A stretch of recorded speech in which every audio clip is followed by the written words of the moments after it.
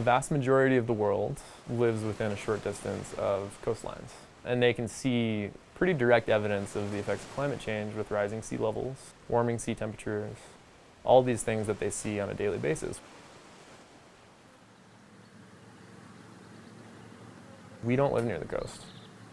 We don't live near any large glaciers that have receded substantially in the last century. But one of the things that we do see is these impacts to forests.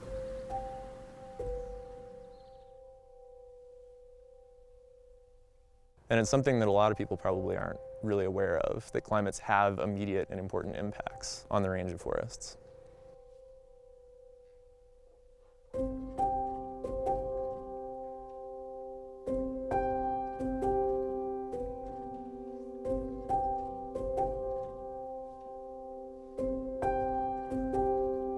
Regeneration has become a really important topic in recent years, and part of that is a recognition that maybe processes are changing. What I study in regeneration specifically has to do with wildfire and basically how forests regenerate after wildfire.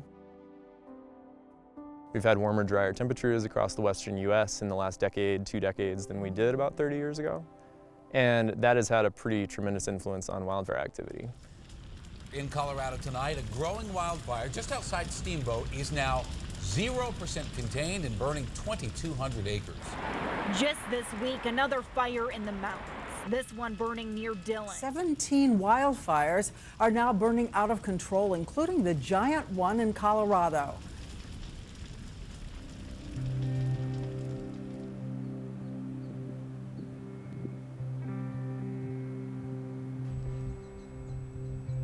So it's important to study what happens after these fires because that's really telling us a lot about the most important process related to wildfire. It's okay if forests burn as long as they grow back afterwards, right? So that's why we study regeneration. Using tree cores, we're able to figure out the types of years that fires happened in the past and how broad scale they were. And we're able to figure out the types of years that seedlings will establish after a fire. They tend to be very wet years, often cooler than average. So we can extrapolate beyond that to say, okay, well, if we have fewer of those years in the future, then we're less likely to have broad-scale establishment events following fire.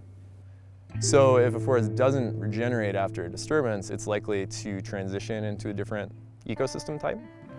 So something like grassland or a shrubland. Grasslands and woodlands are really valuable in a lot of ways. However, forests are almost 3 times more economically valuable than some of those other ecosystem types. There's a lot of wildlife that relies on forests for habitat.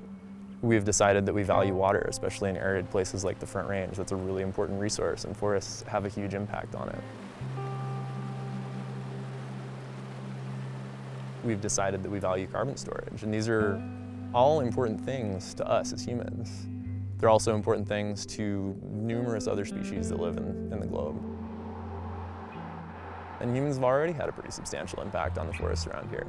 We've built roads, we've built houses, we've done a lot of things that already sort of break up forest contiguity and fragment the landscape. So climate change only exacerbates those previous impacts. It's really hard to know what's going to happen in the future.